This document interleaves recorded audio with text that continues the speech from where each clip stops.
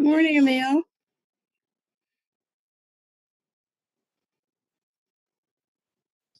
There, that works better.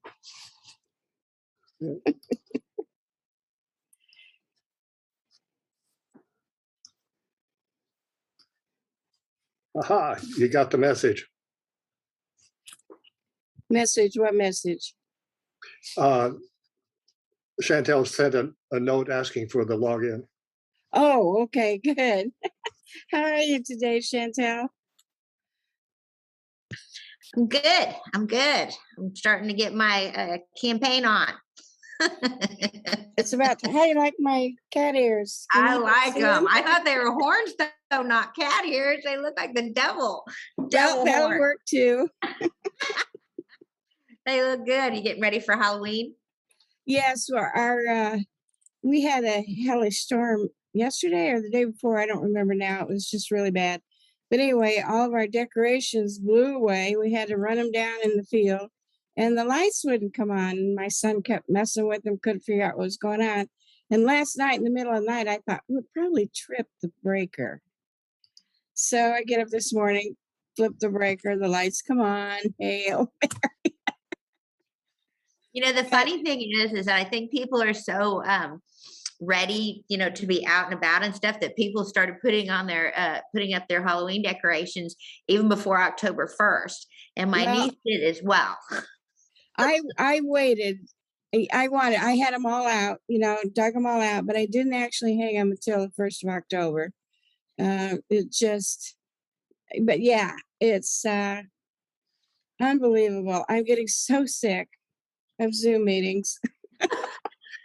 Me too. So I have a funny story though. I'm going to get this one decoration that you hang on the door, and it's motion activated. So when anybody walks by, it makes all these noises or whatever. And it kept going off, and it's scary. And so finally we, turned it off supposedly, and then put it in the office. And in the middle of the night, it went off. Oh no! Woke me up to this really scary, noises, and I was like, "Well, Captain's not barking, so it can't be." But it scared the crap out of me. I know. It would me too in the middle of the night, because who's walking by your door to trip it, right? Exactly. And it was in my office. It wasn't even on the front door anymore. It was in the house, in a closed room. Okay, I saw that movie. I didn't like it.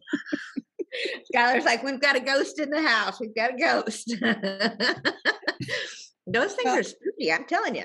Well, I had one. I think it's kind of shot now, but it was a spider about this big with legs. And when you walk by it, it would make that ooh noise, So that was fun. How are you today, Tony, sorry. I'm fine, thank you. Can you hear me all right? Yes, I can. Okay, great. I don't think I'm friends any longer with somebody that had a Halloween noisemaker on their toilet tank. Oh no. Yeah, about the time you needed to relax, you'd have that thing going off behind you. I would not like that at all. Let's see, where's my mute button? There it is. So Kathy Kidd jumping on. Yes, Hi, she Kathy. is. Kathy, can you hear us? Yet. Kathy, can you hear us well? Maybe she might not have a speaker. She's not muted, so. No, just give her a minute. Photos. Well, she'll be coming around. Okay, here comes Carol. Hail, the gang's all here. Some of the clubs are starting to say that next month it's going to be in person. Are we going to be in person next month? I was thinking about asking everybody if they would consider coming next month. Our board met and considered doing it today. Hi, Carol. But we kind of opted out, just because we weren't sure. But with the moving to stage 3 now, see, we're on the right trend, right end of things. So I'm going to ask again if we can meet at Tres Amigos. Well, I think Like we everybody did. wants to take it a little cautiously just because Thanksgiving and Christmas are coming back. We're a little concerned that that might cause a little bit of a spike. But at the same time, I think everybody's starting to slowly transition back to in person. Well, yeah, and it's just I don't know.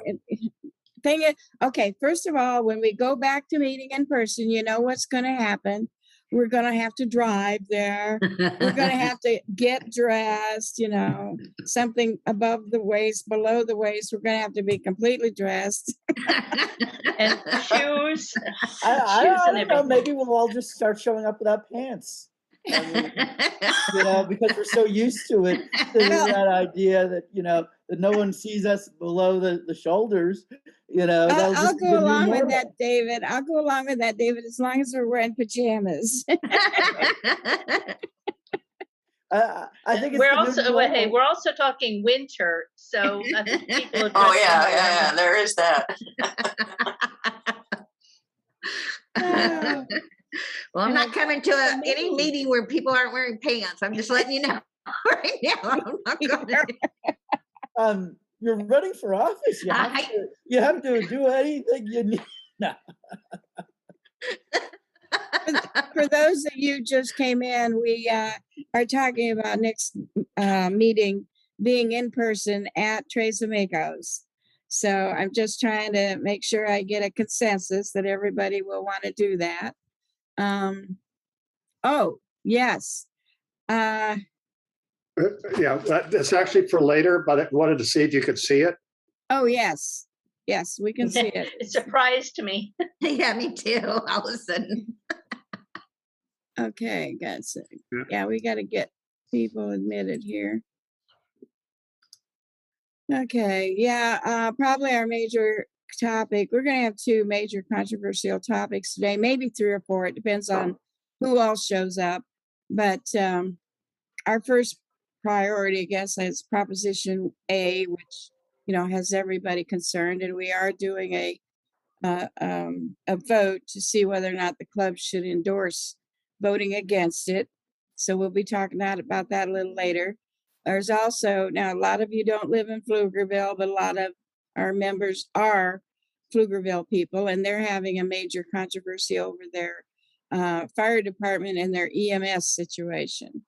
Now, for those of you that may not be in the know, the city is talking about getting a franchise and hiring it out to private people, where the fire department wants the city to fund it so they will have it, in-house. And personally, it does not affect me at all unless I might be in the Pflugerville area, which I frequently am, and meeting an ambulance. But in my experience, the EMS that are connected directly with the fire department and controlled by the city are much more efficient. They're much timelier. I mean, they get there, and they're not so expensive.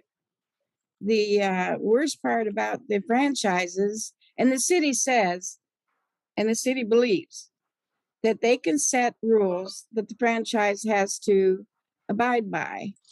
The problem is people can get around that.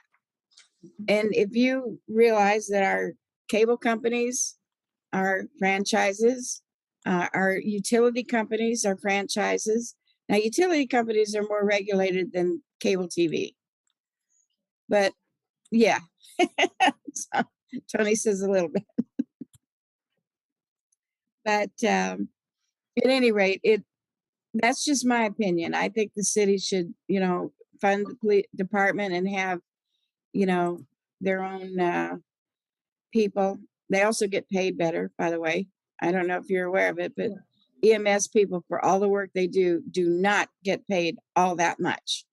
And they should, some of them have 2 jobs, which is ridiculous in my opinion. But funding comes from your taxes, and right now our taxes are all, what do you call a tax that has no income by it?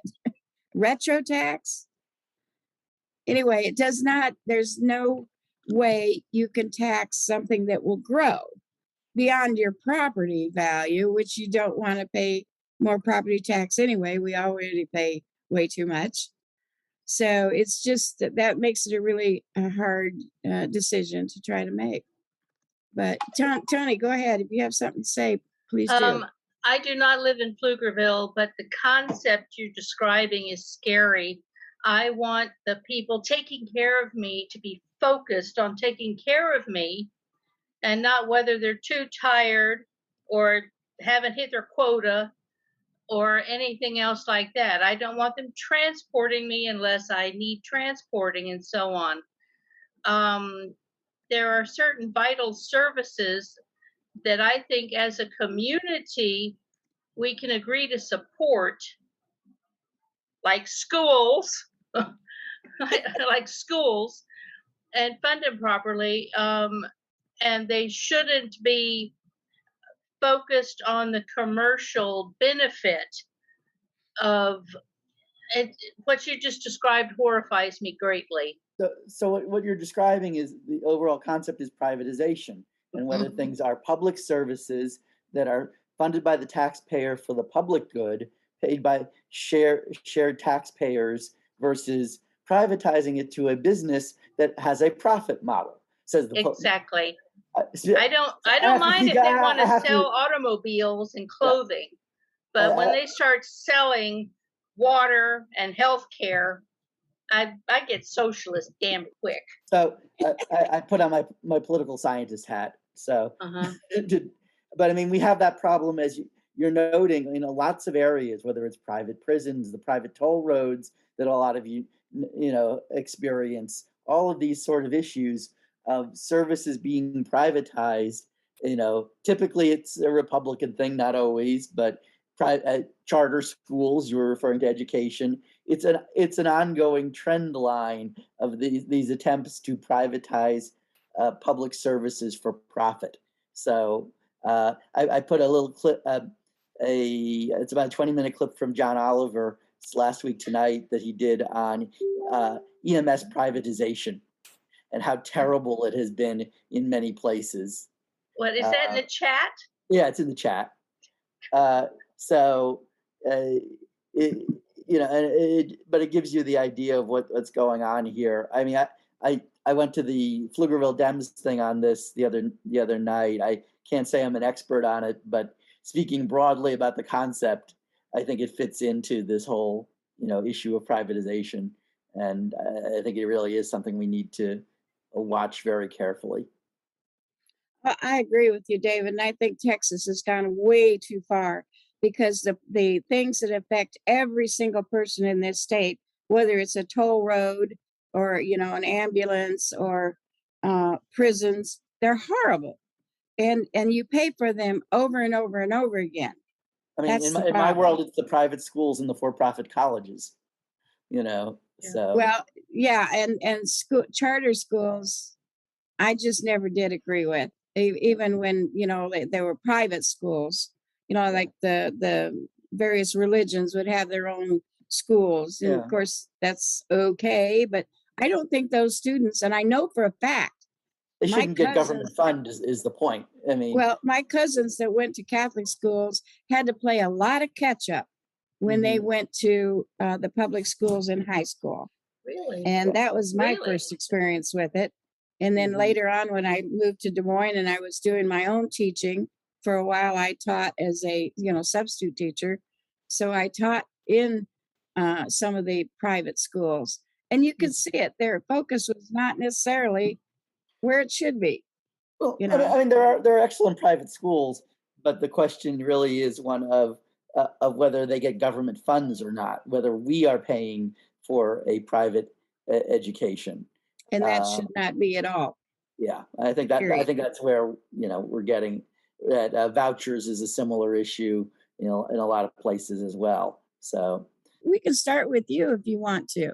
He's got some interesting things that concern me particularly about climate change, and yeah, Jere, if you want to introduce yourself and tell us what's going on. And my major concern is, what can I personally do to cut my carbon footprint But anything else that you can tell us about what's going on? Because I just heard the other day, by the way, Houston is 18 feet from the Houston's Space Center. NASA is 18 feet from the ocean. So you're saying Houston, we have a problem? Yes, Houston, we got a problem. Jerry, you're muted.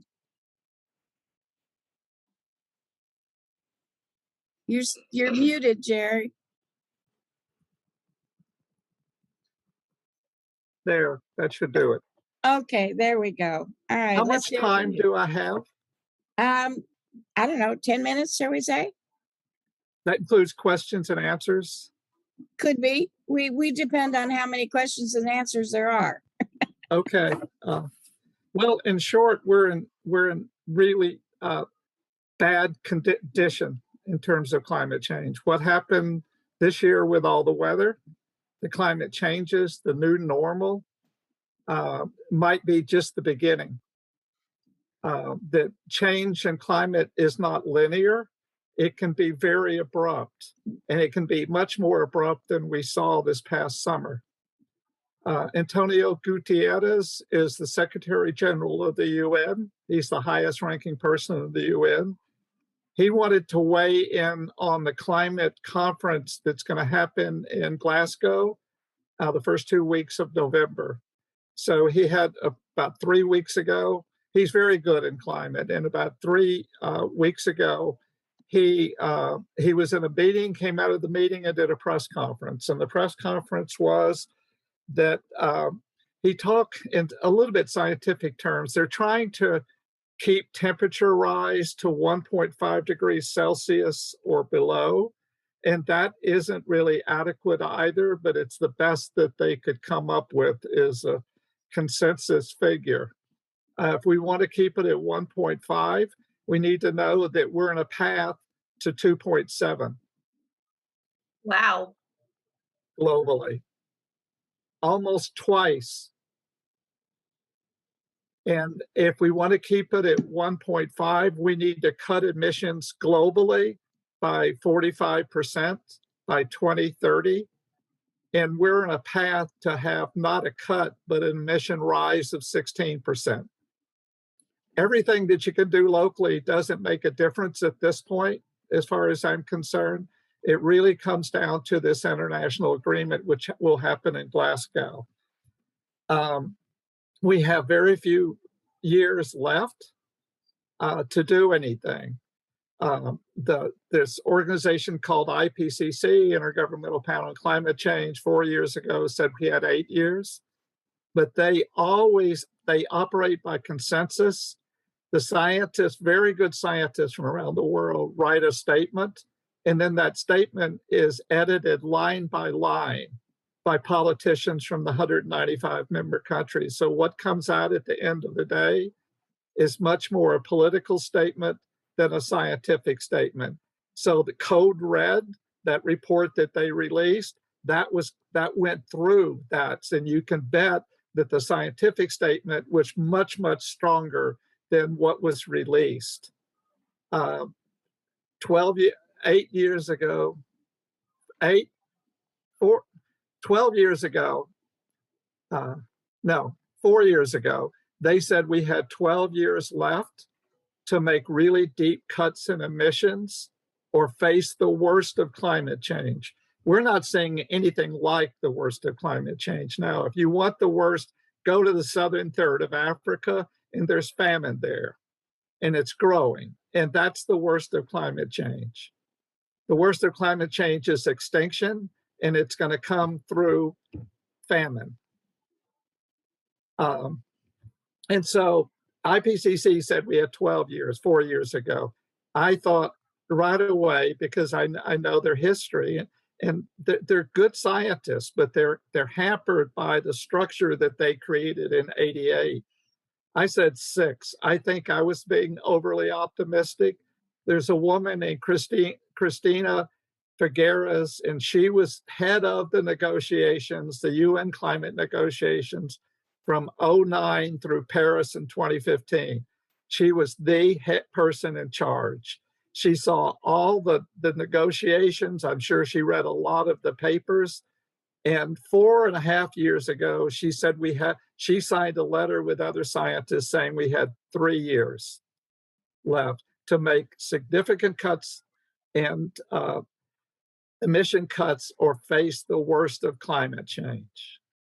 So that was 4.5 years ago, and they were saying 3 years then. There's another guy that's done the same thing. His name is Anderson. He's at Harvard. He's the one that discovered the hole in the ozone, and he also led the fight to correct it, a successful fight to correct it. 3 years ago, he said we had 5 years to make significant cuts in emissions or face the worst of climate change. He said we had 5 years 3 years ago. That leaves 2 years left. Whichever one you pick, we don't have much time.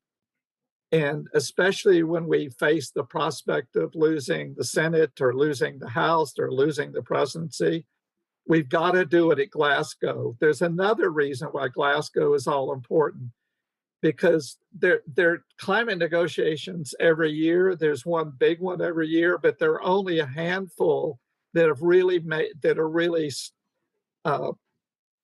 where they'll make big decisions. One was Kyoto in 97, one was Copenhagen in 09, the other was Paris in 2015, and the next one is Glasgow. There's always been 6 to 13 years between decision-making UN climate conferences, 6 to 13 years, because it's a huge enterprise. They can't turn it around quickly at all.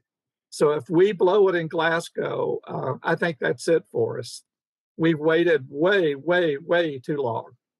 It's no longer about what we as individuals can do. It's what our governments will do. I think people want a safe environment for themselves and their children and their grandchildren, but it isn't being provided at this point by the politicians. And I'm including politicians in the United States also. I know that Biden's a Democrat, but his climate goal is really bad. The program that's been the $3.5 trillion program that's presented to Congress, which will never be 3.5, even at 3.5 isn't anywhere close to what needs to happen. And what's worst about Biden's plan is that he's on course to giving 6,000 drilling permits, oil and gas drilling permits in his first year. Trump didn't give out that many until through 2 years. He also is doing nothing about fracking. He's doing nothing about coal, and that can't happen. If he's really serious, then you have to do something. I know I'm saying this to a bunch of Democrats, but you also want a safe environment in the future. And something has to change, and dramatically. What we're trying to do is reach out to politicians in Texas to have talks with Biden, friendly talks with Biden, but stern talks with Biden. And we're reaching out to Lori Doggett, Castro, Sheila Jackson Lee, and Escobar in El Paso. We think that they're the only one of the Texas Democratic delegation that are likely to do something. And we're having meetings with them. And I think that Doggett will intervene. I hope Castro and Sheila Jackson Lee, especially, and Escobar will intervene. Someone needs to talk to him, because Biden will be really important at the negotiations. But if his plan looks anything like what he's doing, 6,000 drilling permits in a year, nothing in fracking, nothing in coal, then we will be unsuccessful. And like I said before, there isn't a fast turnaround between these climate negotiations. There are 195 member countries, and you just don't have one next year that says, oh, I'm sorry, we got it wrong last time, we'll get it wrong, we'll get it right this year. So that's what we're saying. And it's based on the best scientists that we can find. And there's kind of they're unanimous at this one, not completely unanimous. a few, but generally they're saying this is it.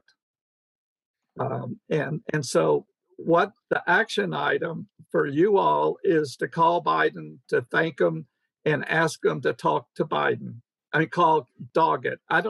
Who's your congresspersons? Roger Williams in 25. Forget him. Doggett considers himself the congressperson for all of Austin, and Pflugerville, I assume, too. He'll take your phone calls, and you can call. And it's also, there's a climate hotline or hotline for the White House. You can leave a message there. Can you post that hotline in the chat for us? I'm not sure. You don't have to do it right this moment, but if you can, Sure. I can give you all the number, just the general number. You're going to have to look up hotline right now. I think it's a website, but I'm not absolutely sure.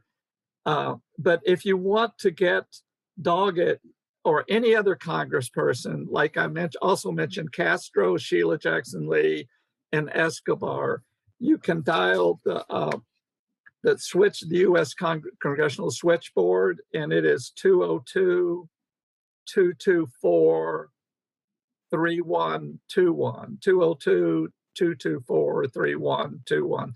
And it's just a simple message. Please talk to President Biden about his climate plans and make sure it's up to what needs to happen at Glasgow. Like I said, what he's doing right now is it'll be a catastrophe because he's really powerful in negotiations.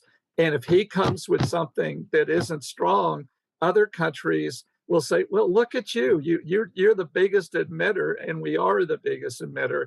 You're not doing very much. We're not going to do very much. It'll give them a way to kind of say, it's all okay not doing anything because you're not doing anything. They tend to, countries hide behind each other. They blame it in other countries.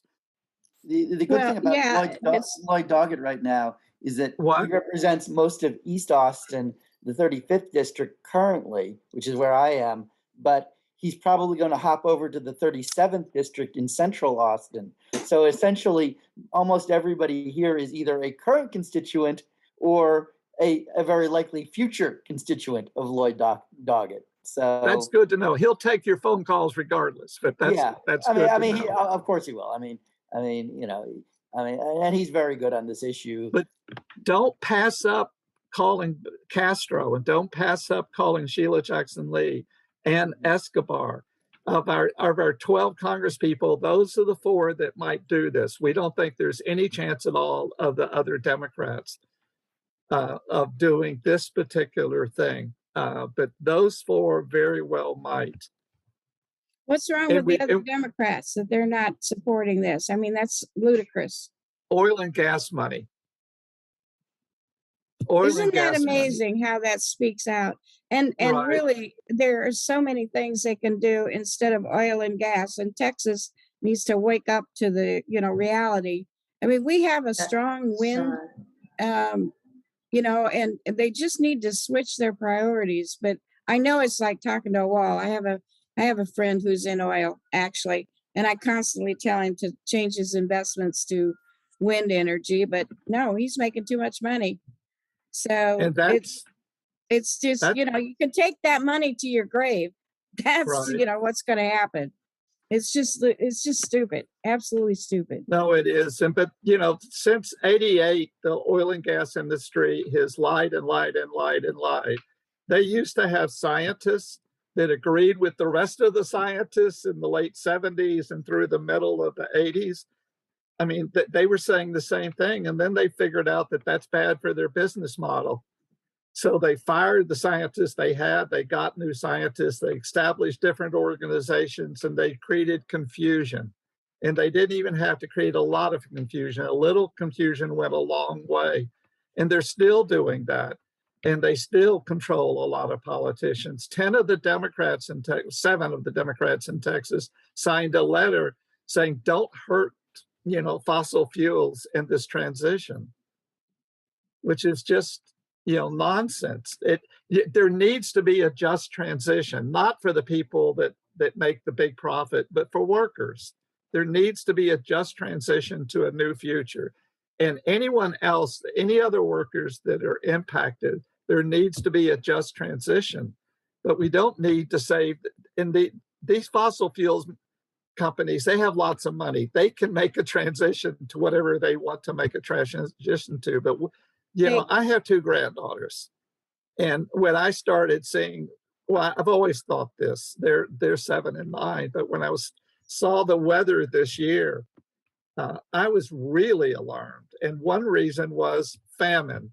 And the reason for that, what really caught my attention was that 1/3 of our vegetables and 2/3 of our fruits and nuts come from California. And where do they get their water? From the Colorado River, which is drying up.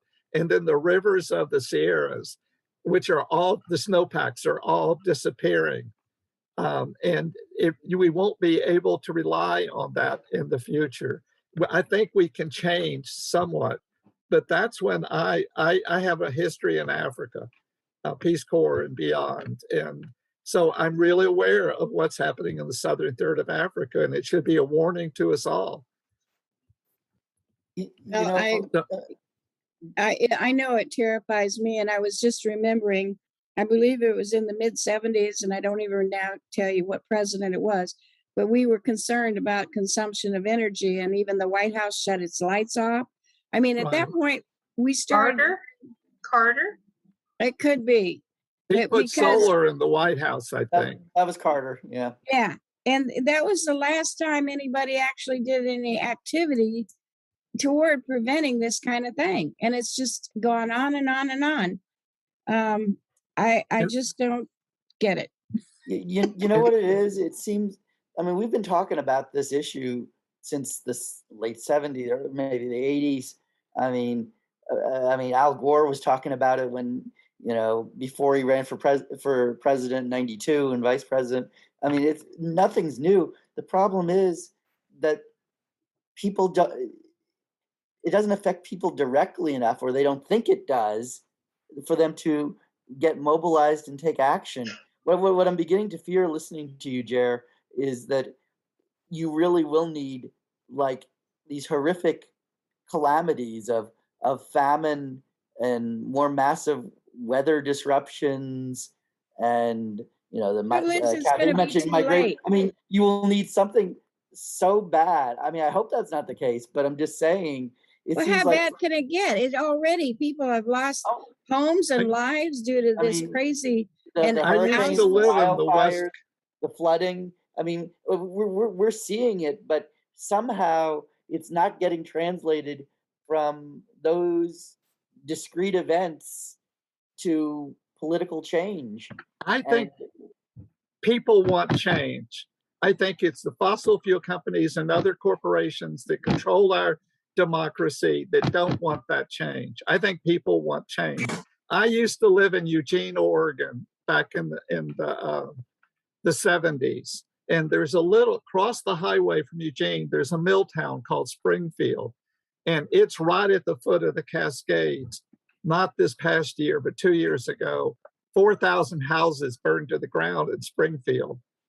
You know, and not just in Springfield, up the McKenzie River from Springfield, that area, 4,000 houses burned to the ground. Look what's happening in California. You know, look at Ida, which was very it went straight up through the middle of the heart of this country. Plenty has happened, and people are alarmed, because I talk to lots of people. People are alarmed, but it's the politicians and also the corporate structure that runs this country that are putting the brakes. And that's just not in the United States. That's all over the world. The same thing is happening. But people are alarmed and they want change. I wanted to mention one excuse me, go ahead, Tony. Oh, I just wanted to throw some bombs at our corporate news media. Here in the United States, we've got the 3 old school, and then we've got all these cable channels, and they almost never talk about the climate emergency. they may talk about all of these immigrants trying to come to a better life in the United States. But if you jump off occasionally into the alternate news and you realize what's happening in Ecuador and Guatemala and all of these countries with climate emergencies and the famine you're talking about, and they're having the floods and the fires and stuff, then you realize it is a global emergency. I have lost a lot of respect for the news in this country, and I blame it for a lot of the general ignorance of the American voter. You're right about that. I want to mention a couple things. One is Central America. About 4 years ago, the UN wanted to know, why are so many people coming north? Because there was a real spike. And so they sent researchers into the communities of the communities of Honduras, El Salvador, and Guatemala, where people were coming from in greater numbers, and said, why are you coming north? And they said drought. That was the number one answer. And drought affects their food. It affects their ability to do farm work. It affects a lot of things. It affects the money that they can send to people, elsewhere. It's a big, big thing. And so when I see those refugees, I'm seeing climate refugees for the most part. Not the only thing, but for the most part. A few years ago, and I've lost track, 2,500 Africans were killed trying to make the cross from Northern Africa into Europe. 2,500 died in just that 1 year trying to make that crossing. And and they're coming. I haven't seen any research that says this for a certainty, but they're coming from countries with climate problems, with drought. On the most part, they're coming from those countries. So I kind of check them off as climate refugees also. When one of the, I'll mention two other little tidbits. I got involved in this, kind of wandered into it. I wasn't an environmentalist. I didn't know anything about climate change. I was asked to go to this climate conference. I didn't even know what it was. Well, it was the yearly UN climate conference. It was in Bali. And my biggest takeaway was from a guy. I wasn't in the conference itself. I was with civil society grouping outside the conference. A guy named Walden Bello came out. Walden Bello led the fight against corporate globalization. He teaches in the United States. He's from the Philippines. He won the Alternative Nobel Prize, which I consider more prestigious than the Nobel Prize, because it isn't a political award. It's an award for what you've done. And my takeaway from what he said was, he was in the conference and he said, they're not listening to the scientists in this conference. They're listening to the corporations who are all over the conference, but they're not listening. They're listening to each other. The politicians talk with each other. He said, they're not listening to the scientists. We need to make alliances with the scientists. And that happens all the time. That the scientists and the scientific warnings are pushed to the side, and they get to the real business of the conference, which is to make deals and that sort of thing. I know that actually when I went there, not knowing anything, I knew about that much.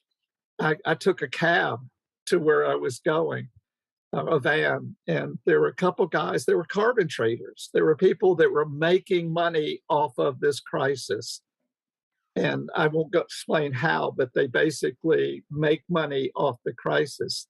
They weren't there to make sure that we're all safe. They were there to make money, and that's still going on.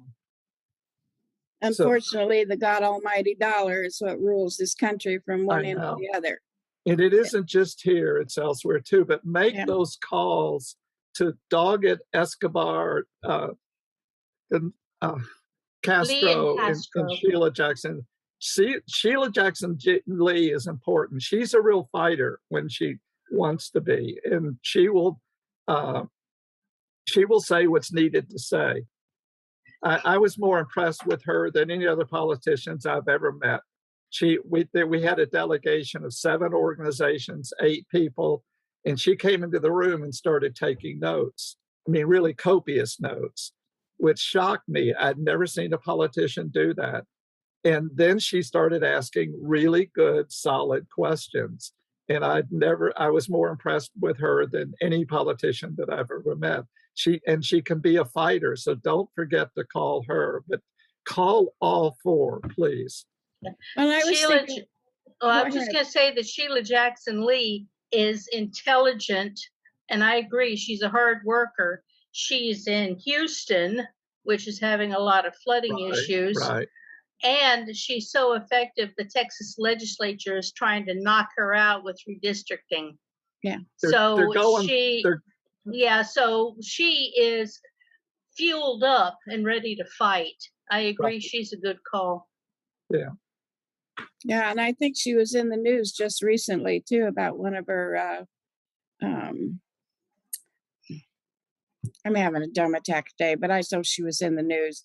But anyway, what I was thinking is maybe we should start, in addition to the phone calls, a letter writing campaign to Biden and to these people, and maybe we can set that up. Carol and maybe our executive committee can get that started, and we'll send it out to all of you, and then you That's send it on to wonderful. somebody else, and we'll get hundreds of thousands of letters and phone calls going. How does that sound? We still have time. I mean, but we have to mobilize like we haven't mobilized before, and that will be a good start of it. When people hear what I have to say or other people have to say, that they want to do something. And so thank you so much for that suggestion. Yeah, I think we will, because this is my own personal issue as well. So, I'm going to try to get something done about this. I got grandchildren, and I hope to have great grandchildren, maybe in the very near future. One of my grandchildren is actually seriously dating. Help. But anyway, we will take some action here and try to get something done before this November meeting, because I do know it's coming up real fast too. Yeah, 2 weeks from now, 2 weeks. Yeah. Anyway, 2 weeks. thank you so much for the opportunity to speak. I've got to go on, but thank you. Well, thank you so much for joining us today. And please come back anytime and give us an update, or just join us and see how we're doing. I'll do that. Jere, before you leave, I also lived in Eugene, so I wanted to say go Ducks. Yeah, I lived there for many years. Eugene's a really wonderful place. It truly is. That people say Austin used to be very similar to the old Austin. But yeah. Right. I hope you weren't a beaver, but anyway, thank you again. I heard Emil, that do you want to kind of give us an update? Austin all If over you've all again. voted, Okay. If you haven't, you can still update your membership. You have to be a paid member to vote. But if you update your membership, then you can cast a vote right now during the meeting. And then we are going to be announcing whether or not we're endorsing it after the meeting today. So, Emil, will you talk about this a little bit? We have a ballot posted on the web that asks the question: shall the NETCoDems endorse the position to vote no on the City of Austin Proposition A in the general election in November? Note that since this is about NETCoDems, you do not have to be a resident of Austin to participate in this ballot. What you do have to be is a NETCoDems member. And if you have not gotten around to registering and paying the dues for 2021, we have a fantastic good deal for you. If you do that, and starting now, go to our website here on my screen at secure-actblue.com/donate/NETCoMem and pay your dues. It'll be good through 2022. So it's paying for the remainder of this year and all of next year. That's point one.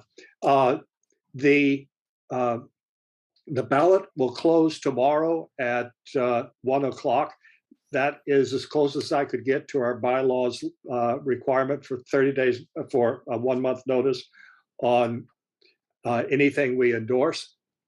And the question is whether or not to vote to endorse the position of voting no on Proposition A in Austin. So if you can go ahead and cast your ballot and then join us on NETCoDems in any order, as long as it's done before 1 o'clock tomorrow. And then your vote will count. And that's about all I have to say on that. Okay, that's probably enough. Like I said, we don't have our people to speak on it, apparently. So I guess they're not here. So we'll just, from what you've seen, from what I've heard, personally, I am against it. I am for no way Prop A. So just vote if you haven't already. I'm going to go around the room now and give some people opportunity to speak. Just on tell us about yourself, because I know we have a lot of candidates here, but I'm also would like to hear from some of our members we haven't seen for a while. So let's just go around the room. Our first one is Judge Chantel Eldridge. You have 1 minute. You're muted. You're muted, Chantel. Yep. Sorry, I'm slow to the uptake. Hi, NETCoDems again. Thank you for having me. Chantel Eldridge, I'm your judge of the 331st District Court, and I am currently running for re-election, and I would love to have your support. Interestingly enough, this is my third contested election. And in all of the elections that I participated in, NETCO has endorsed me, and I'm very grateful for that. So we'll see what happens in the future.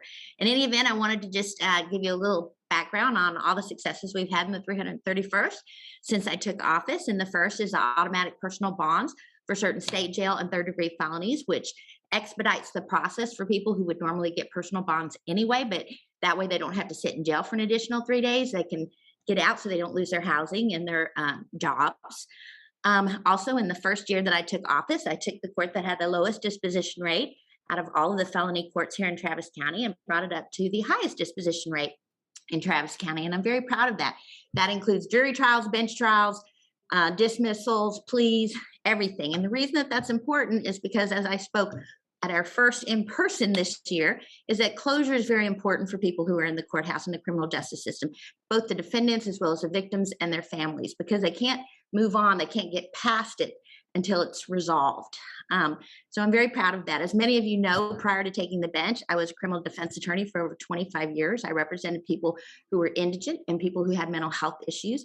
So I worked one-on-one with people who come into the criminal justice system. And so I know the reasons that people are driven sort of into the situations that they're in. And that's the background that I brought to the bench when I took office. And because of that, I have the highest number of probations out of any other felon court here in Travis County. And I believe that that reflects my value in rehabilitation. I do believe in rehabilitation for those who can be rehabilitated. And so we put the efforts in to match the programs with the needs that they have to try to help them become contributing members of the community and get over the issues that brought them into the criminal justice system to begin with. I would love to talk to you more about how we've handled the pandemic and how we've continued to move criminal justice forward, but I only have 1 minute. And so I'm just going to say thank you very much for having me, and I appreciate it. I appreciate all of you. Thank you so much, Chantel. And I want to say, as she mentioned their endorsement, our December meeting will probably be preparing for our endorsement meeting in January. And at that point, we're assuming that we're going to follow the same program and time frame that we have in the past. But I just want you to know that every candidate is given equal time and equal speaking, so on and so forth, until we endorse in January. Then we will actively support the candidates that we endorse. So now I'd like to hear a little bit about Tony. Hi there, I'm not a candidate. I am active in politics. Bernie! Yeah, I have been very active, and public education has been uh, my bone for this blue dog, and I've been fighting for that for a long time. Um, but I have been absolutely horrified with what has been going on with the Republican Party losing its soul. Grew up as a Navy brat and very patriotic, and I'm just horrified. And I figure I don't have the money, but what time and what voice I've been given, I do the best I can. I tweet like a madman. My thumbs have actually gotten really beefy. They're like chicken legs. And but yeah, so I try to reach out and share education. Um, and I am so grateful for everyone in this chat. Thank you so much for participating in our democracy. It needs you, and it needs so many more. So thank you. Well, you're welcome, Tony. And I'm going to be calling you about some things I think I can put you to that will help us. Okay. Thank you. Thank you. And by the way, I am going to be working early voting at the Carver Library. And then election day, I'm probably going to be at Greater Mount Zion there at Tannen Hill and MLK. So on election day. So come on and say howdy. Okay, sounds good. Kathy, introduce yourself. I'm Kathy Kidd, and I am sick and tired of all the Democrats are going to lose the midterms bullshit. I want everybody to start thinking we're going to win, because people still hate Trump. People are so furious at what the Republicans are doing, and it's going to be women who save us. Women are going to save us. I want all of you to put on your tough pussy hat, get out there and start just being, resonate to the whole of the country. Think positive. We're going to win. We're going to win big. We're going to win the next time the presidential election comes around. Women are going to save us. So girls, feel powerful, feel strong. That's all I have to say. Well, thank you for that comment, Kathy. Kathy used to be our phone bank captain, but since we didn't have any meetings for phone banks, we haven't done that in a year and a half or more. So, but we thank her for her service in the past, and maybe we can do it again someday soon. Carol, you're mute. There you go. Hi, I'm a precinct chair for precinct 223, which is North Central Austin. I'm a voter registrar. I am going to be working the ballot board, which is the group that processes the mail-in ballots. I am secretary of this association. However, we are relying on our recordings of these Zoom meetings instead of handwritten minutes. But should we go back to meeting in person, which I hope we do, then I guess my duties will resume. Thanks. Absolutely. Thank you, Carol. Mary Ann. Hi, NETCO. Good to see you. I think I know everybody on this call, but my name is Mary Ann Espiritu, and I'm running for judge of Travis County Court at Law number 5 because Judge Hohengarten is retiring. She's the judge that is currently sitting on that bench. As you know, I've been actively engaged in Democratic clubs, specifically NETCO. So I've sat in your place, not in your home, but listening to candidates' stump speeches, and what I have come to know and what I believe is the credibility of a political candidate can only be established through actions and just not words. And so my words are that I graduated from law school in 1995. I've been a criminal defense attorney for the majority of my career. I represent people with mental health issues, people with substance use issues, but frankly, those are just words. So my actions are that I joined the recovery community as an ally because I wanted to learn about the disease. I wanted to see what people go through on a daily basis that have this kind of struggle. And that's the perspective that I would bring to the bench of County Court at Law number 5. I've been a precinct chair. I was honored to be precinct chair of the year last year in 2020. Again, these are just words. So my actions are that I have marched, I have rallied for women's rights, LGBTQ rights. I volunteered my services, legal services for free to Black Lives Matter protesters. I have walked, written postcards, phone banked with Kathy Kidd and Sandra and all of you. And I think my actions speak for themselves. I implore you to hold candidates accountable for our actions, not just our words. I am the best candidate for Travis County Court at Law number 5, and I'm having a fall fundraiser October 28th, 5 o'clock at the Star Bar. Thank you so much. Hey, thank you, Marianne. Looking forward to that one. And Leslie.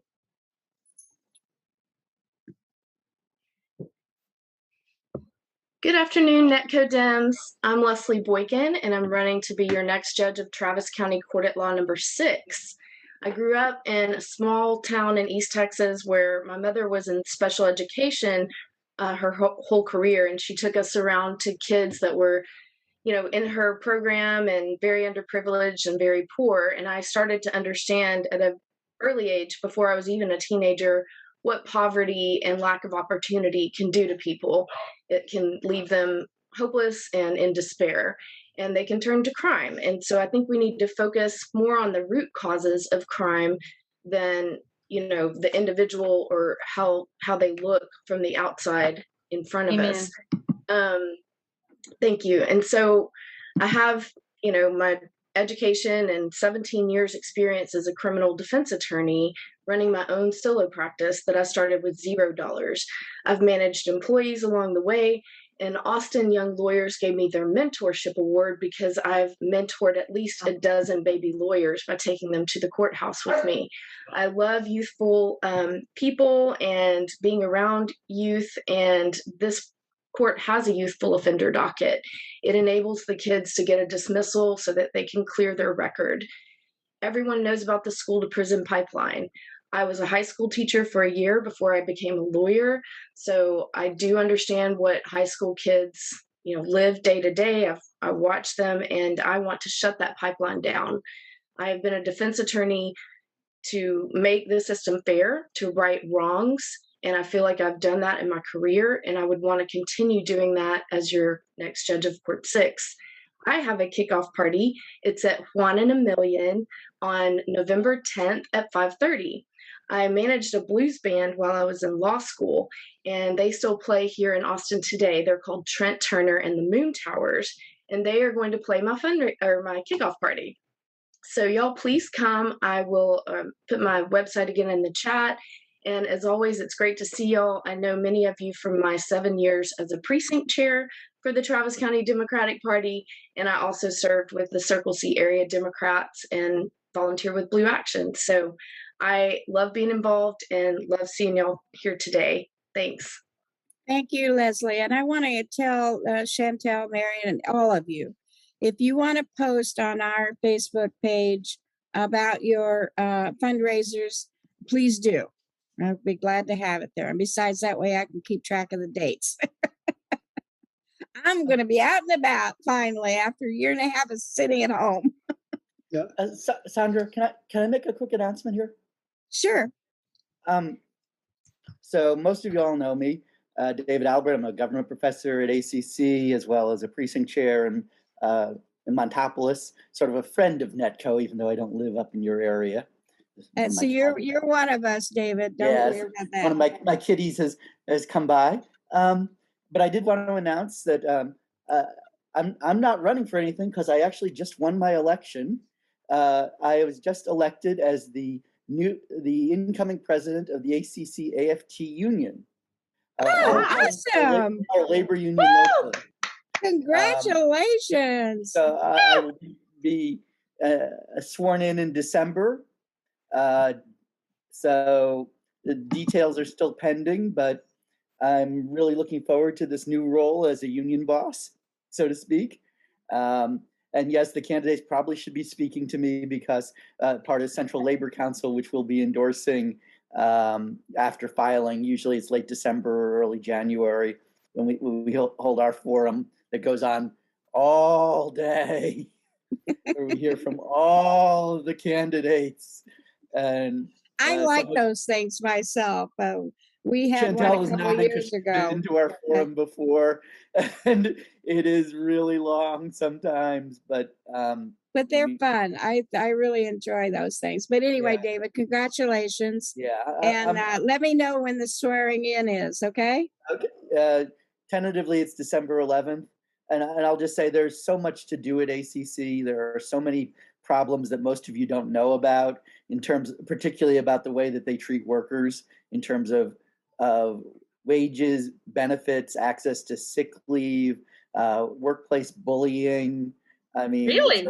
there's a lot of problems that just aren't really known to the public about what's going on behind the scenes, that the supposedly liberal administration is not really very liberal. There are some good board members, but we need to elect more to have a majority on that board to really start to change things. So pay attention next year when there are ACC elections. I was going to say, we're going to be coming up with those probably pretty soon too. Yeah, right? November, there'll be 3 seats up in November 22. Okay, So, good. We'll be watching for that. Okay. Thank you. Can all of these people please put the dates and so on in the chat? They've talked about kickoffs and all that. If you can get them in the chat so we have them written down, it would be helpful to me. Yes, we can do that, Tony. And also, our meeting is being recorded, and Emil will kind of straighten it up a little bit and then post it on our website and in our Facebook page. So you can always And go Emil, back. thank you. I didn't know that they had put in a shortcut to the spreadsheet. Thank you. Yeah. By the way, Sandra, can I? Sorry, quickly, go ahead. In the chat, I put a shortcut to David's candidate list that's a little bit easier to remember. So anybody's interested in that, check the chat. Okay. The semi-official list. I mean, let's see. We aren't at filing yet. Yeah, well, I'm sure it's not complete, but I was going to go to Jeffrey Trevelyan next, but was there somebody? Sandra, it's Laurie here. I can't get back on my video right now. If you have I won't even take a minute if you let me make a quick announcement. Sure. Hey, NETCoDems, Laurie Iserloh here. Laurie the lawyer, now running to be Laurie the judge over the new 455th Civil District Court. There is no incumbent. I know we've had some game-changing discussion in our committee on criminal justice reform, but the 455th is a civil court. But just because it's civil court doesn't mean it's not important. A lot of the issues we've talked about today, education, workers' rights, voting rights, these all come to the civil courts. You all, I'm a 28-year trial attorney, former director of Lesbian Gay Rights Lobby of Texas, and I'm currently representing indigent people in eviction cases and divorce cases. It's critically important work. NETCO, I'd love to earn your support. Again, Laurie Iserloh here, running for the new Civil District Court, endorsed by Mayor Adler, Cheryl Cole, Gina Hinojosa, Celia Israel, and many others. Love to earn your support too. Thank you. Oh, I've got a fundraiser on November 2nd at the Mean-Eyed Cat. Please stop by as my special guest. Thank you. Okay, and you will send me an email to that effect, right, Laurie? Yes. Okay. All right, now we go to Jeffrey Trevelyan. I don't think you're actually running this time, but tell us what's going on in our county.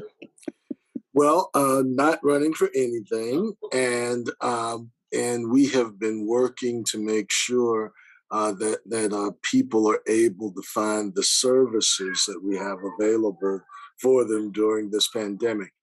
We are putting together pop-up vaccine clinics around the county, particularly in the Eastern Crescent.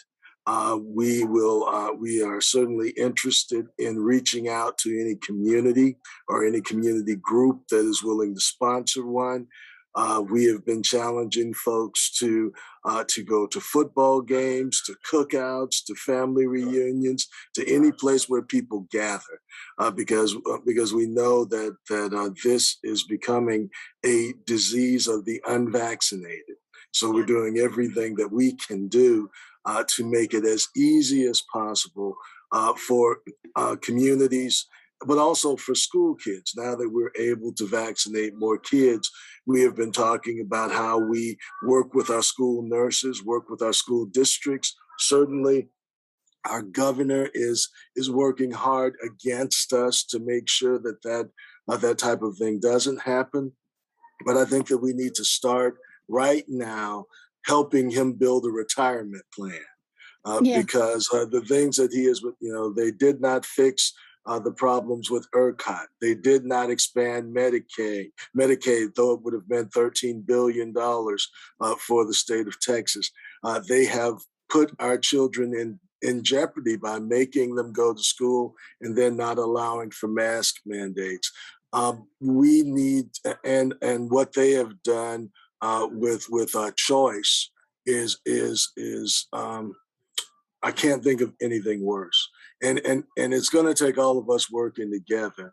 And I do think that this is an opportunity for us to put our arms around each other and really not only educate here, but go back to the places where we grew up and go back to our old friend networks and work through our church networks and our organizational networks, because we can't afford 4 more years of Abbott and his crew. So I will look forward to working with you. We are if there's anything that we need to be focusing on that you see that we aren't working on, the office is always open and we're always interested in hearing from you. If there are things that you're doing that we can push out further, that we can support and empower, that's what the office is for. We are there to communicate. We're there to talk to you. We're there to listen. So tell us what we need to be doing, because we are you. Okay, I'm going to ask you a question. Where can I get my booster shot? I had the Modernas. Okay. And everywhere I go, they will not give me my booster. Okay, so they just wrapped that up this week. I think Moderna was actually one. They didn't know what the dosage should be. They didn't know whether it should be a full dosage or a half dosage.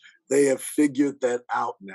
And I'm going to give you Jerica Thomas's number, and they're going to have mobile pop-ups, and you can see exactly where she's going to be.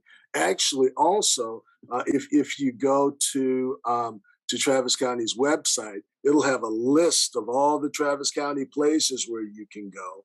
And I think it will link you to the Austin Public Health. So we'll have every place, every day, all the times that are available. I've been to 3 right now, and they I guess because it was the Moderna problem, they would not give me a shot. So you're telling me now it's available. Moderna, yes, I think that became official last week. I think the CDC has to formally approve it, the FDA recommendation next week. But I also know that there are places that have been doing Moderna boosters. Austin Regional Clinic, I know. No, they've been. No, break. I just went through this on my family. Okay. For certain people, you get a third shot of Moderna, which is a full third shot if you have certain conditions, including immunization suppression. Okay, a doctor has to determine that you're in that situation, and then you go to any of the people who give shots and tell them that this is your condition. You fill out the form, sign it, and you get the third shot. That is not the booster. The booster, the way I understand it, is a 50% dose that brings you back up. And as Albert said, David said, we're waiting for the formal CDC. Approval from CDC. It goes through the committee to FDA to CDC, and as Jeff said, everybody's ready to give it. Because we went through this with a family member. Okay, So well, from apparently, from what I've heard, there are a lot of places that all you have to do is go in and say you have a condition, you don't need a doctor's approval. There are a lot of places that will just give it to you. well, see, That's the not big exactly trouble what the CDC has said, and the the trouble FDA has is said. I'm too healthy to be as old as I am. Yeah, I mean, You know, that's If you that's look at the CVS, yes. I went to CVS. I went to HEB. that's where we got my husband's, and his oncologist told us to go to find it and get it. So it's the Moderna. He got the 3rd shot. We got online on CVS. I think also HEB has it. We filled out the form because he's currently in chemotherapy and immunocompromised. You just check yes, yes, yes, and they gave him an appointment and he showed up. But see, and they that's gave the it to him. problem. I don't have any problem. I didn't. This is I believe age is on the list, Sarah. no. I filled the form out for him. No, I CVS told is him. not- I told him. I said I will be 80 in January. I'll be 80 years old, and I think that should qualify me for about anything. But they said no. So Well, I think the changes with the FDA will speed things along. Yeah. I think people were really waiting to see what the recommendations were going to be from FDA. I hope that CDC will go fairly quickly, but I think they have begun to tell us that that people with comorbidities, people with issues, we would hopefully be able to assist them soon. And but the challenge for us, particularly in precincts 1 and 4, the rate of vaccination in a lot of communities, like the African American community, is 35%. In the Latinx community, it's under 50%. And a lot of that is because we don't have the economic infrastructure. There are not a lot of HEBs, there are not a lot of CVSs, there are not a lot. So that's one problem. And we have been trying to co-locate shots in public facilities. We're actually going to start giving shots at football games starting next week. I heard that. We're trying to be creative and think about where we can go. And we've just been listening to the FDA and hoping that we can, as quickly as we possibly can, get to folks, because there are a lot of people that have just taken their first shot and they stopped. Well, that's not good either. There's a lot of work that has to be done. And we just want to make sure that we are working in our community, whether that is with our precinct chairs, whether that is at our churches, whether that is with our PTAs, wherever we can talk to people to help them, to make them understand. And in the African American community, we've had some challenges with the medical community over the years. When you think about a lot of where gynecology was founded, it was founded working on poor women of color. Things were practiced. Slavery. You look at the Tuskegee experiment. So there is some legitimate concern, and that's why we've been working with trusted community people to say, look, I've taken one, I trust this, you can trust it too. But it takes trusted community members to take an approach that is not just the normal approach, and that's what we've been working. Well, I'm certainly, I want to get out and about and I want to feel protected. That's the thing. But by the same token, if everybody else has a shot, then I don't need a third one. Okay.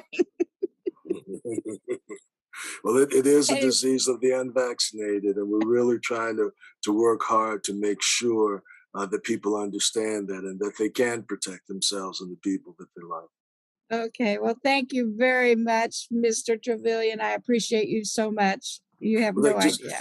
If I can say one more thing, I just want to thank all of you, all my friends, for the prayers that you gave us while we were waiting for our new grandbaby. Is she home now? Yes, came home not this Thursday, but last Thursday. Okay. After 172 days in the NICU. Born Wow. 1 pound, 3 ounces. She's 10 pounds, 12 ounces now. So Really? appreciate all the prayers and the good feeling. And of course, you did name her Miracle, right? Tegan Trevelyan. Okay. So, Okay. yeah. Well, So just lots of congratulations. That's got to be a happy day. It is, and my 5-year-old grandbaby is having his birthday party today. So we got a lot of stuff going on around here. Well, that's great. That's great. I'm waiting for my little grandbabies, great grandbabies. Okay, right. Denise, you have your opportunity to now tell us about yourself. Thank you so much, Sandra, and thank you, NETCO. I'm excited to be here this Saturday. My name is Denise Hernandez. My pronouns are she, her, ella, Spanish for she, and I'm running to be the first openly gay Latina judge to serve County Court at Law number 6. We have never had an openly gay Latina to serve on a misdemeanor criminal court bench, and I'm running to change that. I'm the proud daughter of migrant farm workers, the first person in my family to go to college, and I learned firsthand through direct experience the disproportionate impacts of our legal system. I grew up in a low-income community, an immigrant community, and a community that was deeply impacted by the criminal justice system. But through my lived experience, I developed a deep passion for social justice. I started my career as a legal aid attorney, providing free legal services to low-income communities, because honestly, it was legal aid that helped my family in so many times of need. And so I started my career doing that. And then I now serve as the Deputy Director of Diversity, Equity, and Inclusion at the County Attorney's Office, working on criminal justice reform. And I'm extremely honored to say that I've dedicated my entire legal career to public service and to giving back to our communities.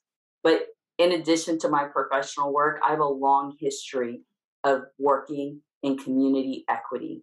I've been actively working to address the school to prison pipeline through mentorship.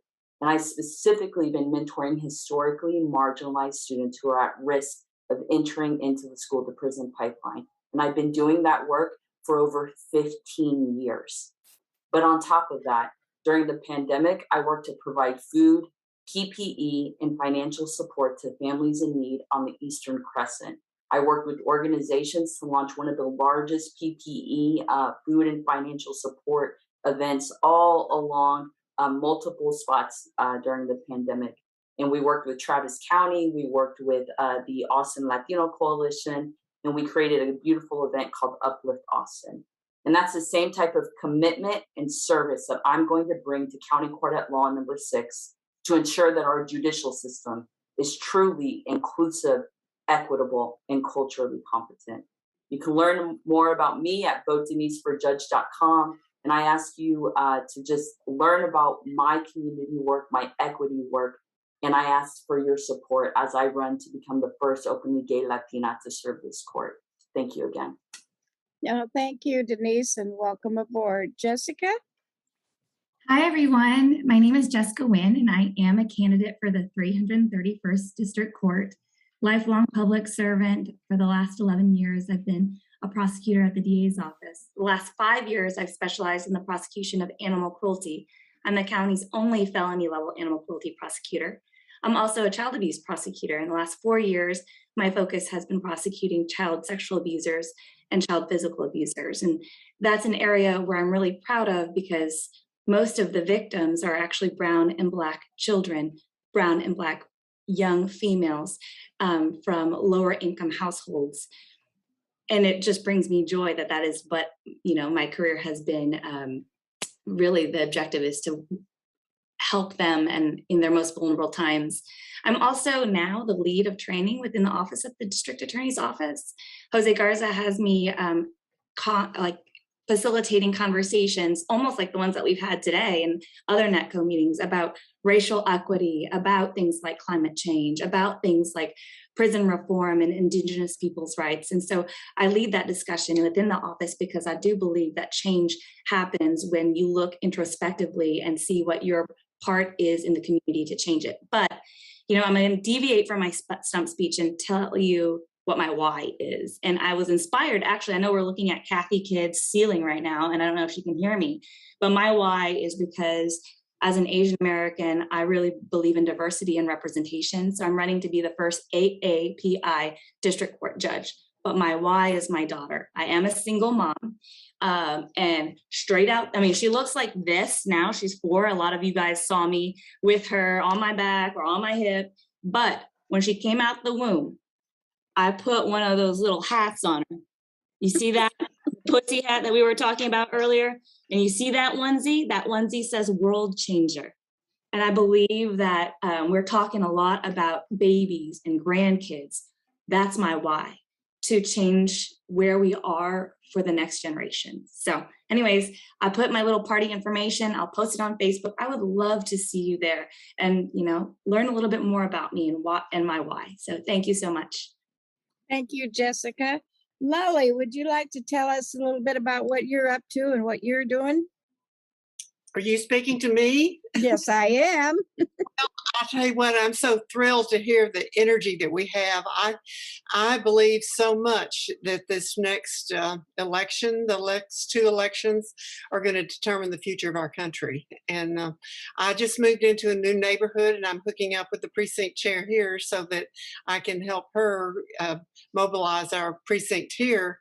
But other than that, what I will tell you, I'm working on starting a new nursing program out in Alpine, my hometown, and that's very exciting. And right at this moment, they're having a meeting on rural health and how it's impacted.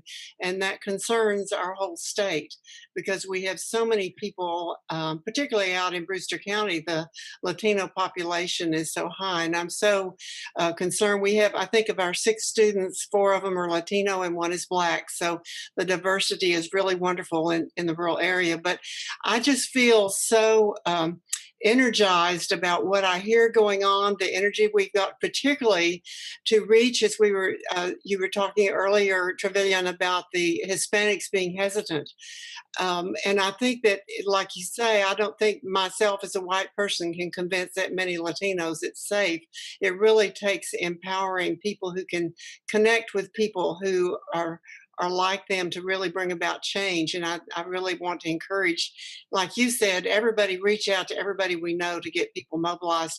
Our country is on the line right now. Absolutely, Lolly. Now, you said Alpine. Isn't that way out west? That is way out west in Brewster County, right above Big Bend National Park. That's and what I grew thought. up there.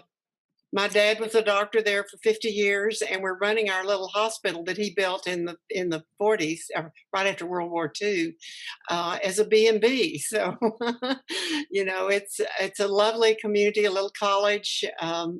You know, I had my horses enrolled in the rodeo program. One of them learned to cut and one of them learned to rope. And, you know, so it's a very dear place to me and such an opportunity. So many people are going out there to feel a sense of relief and openness, you know, during this time, the last 2 years, the struggle we've been under. So anyway. Well, my son and I have been to Alpine twice. We love to go out in there. We usually stay in Alpine and then just drive around like Fort Davis and down to Marfa and, you know, all around.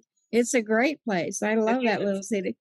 Well, look for the Lockhart Hacienda B&B when you go out there. I will next time. Absolutely. Absolutely. Thank you so rooms much. are available. Sure. Thank you. Okay. Let's see. You guys are moving around on me. Daniela, I believe you're next to speak. Hi, good afternoon, everyone. My name is Daniela De Seta Lytle, and I'm running to be your next judge of the 261st District Court. I'm running to be the first immigrant and the first female veteran to ever serve in a civil district court. I was born in Brazil. My parents immigrated here when I was a child. I became a U.S. citizen as a child. And after high school, I joined the military and served in the U.S. Army as a combat infantry medic for 8 years. I'm really proud of all the lessons I learned in the military. It's taught me discipline. It's taught me how to work under stress and under fire. And I'm really excited and proud to bring that skill set to the bench. In terms of my background and my trial skills, I am a multilingual trial lawyer. I speak Spanish, I speak Portuguese, Language ability is really, really important right now in Travis County. We don't have enough judges that speak Spanish, but I bring a lot more to the table than that. I'm a multilingual trial lawyer. I'm an award-winning lawyer that has been doing trial law with regards to family law and immigration, including business immigration, right here in Travis County, where I've spent my entire career giving back to our community. I have received every award available for lawyers in my area of specialty, including the one that I'm most proud of, which is from the Travis County Women's Lawyers Association for my contribution to minority community. Even the consul, the Mexican consul of Mexico, appointed me for 3 years here in Travis County to handle some of the most difficult and complex bilingual cases, civil cases right here in Travis County. So I have a long, long record of giving back to our community. And I'm going to tell you a little less about that and share with you on the chat so this doesn't take too long. But I'll say that through my law work here in Travis County, I have the support of the majority, if not all, major family law firms in Travis County are supporting me in my campaign. And I have the support of some of the most reputable civil trial lawyers in town because they've worked alongside me. They've seen me in the courtroom for more than 12 years, and they know the skill set that I'll bring to the courtroom. So I do have an event this week. Please come Wednesday, October 20th at Mercury Hall. There'll be music, empanadas, and drinks, and I'd love to see you personally at the event from 5 to 7, October 20th, Mercury Hall. I'll put more info in the chat, Daniela for judge.com. Thank you so much, and enjoy this beautiful Saturday we have today. Well, thank you a lot, Daniela. And now, Beth, do you want to speak? Thank you so much, Sandra. It's funny, while we were sitting here, I did go in and Google CBS, but they have changed their website since I took my husband for his Moderna booster, I see. So I'm sorry for that wrong information, but we did get it maybe a month ago. It was on there. But my name is Beth Payan, and I'm running to be your next Democratic justice on the Third Court of Appeals. There's currently one Republican-held seat left. It's place 4, Melissa Goodwin, and I'm going to bump her off the bench. I am a trial lawyer with nearly 30 years of criminal and civil experience.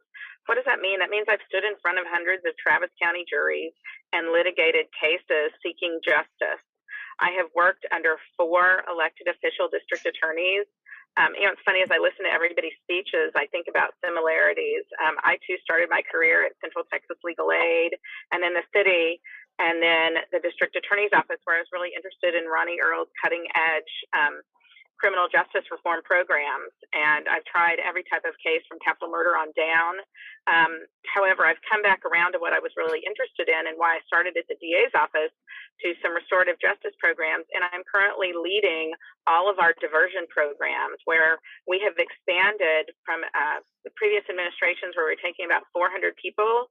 We're now expanding to try to get 4,000 to 6,000 people, low-level, nonviolent, and youthful, out of custody and get them the help and the support they need to be successful and law-abiding in our community, so that they don't have that criminal conviction that follows them around and impacts their education, their job, and their housing.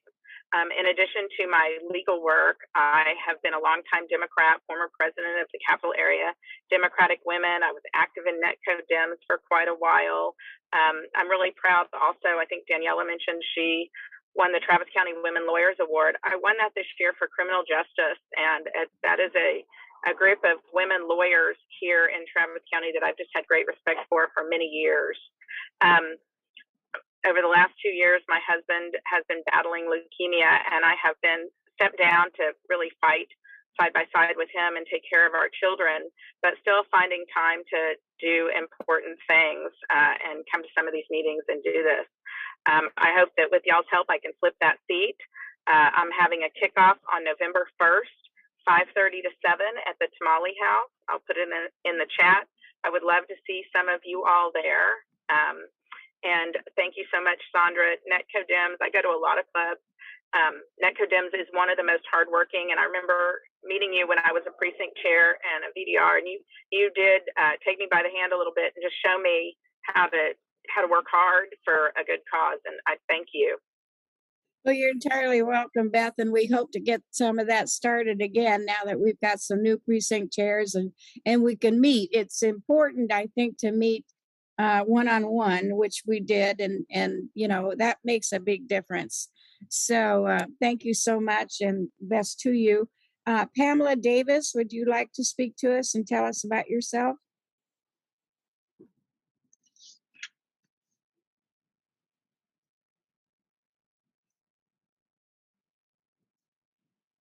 Okay, thank you. And I'm actually driving, so hopefully you can hear me. I'm trying to hold this now, but maybe you should hello pull everyone. My name over is Pam safe. Davis. Can you hear me? Can you pull over and be safe? Are you able to hear me?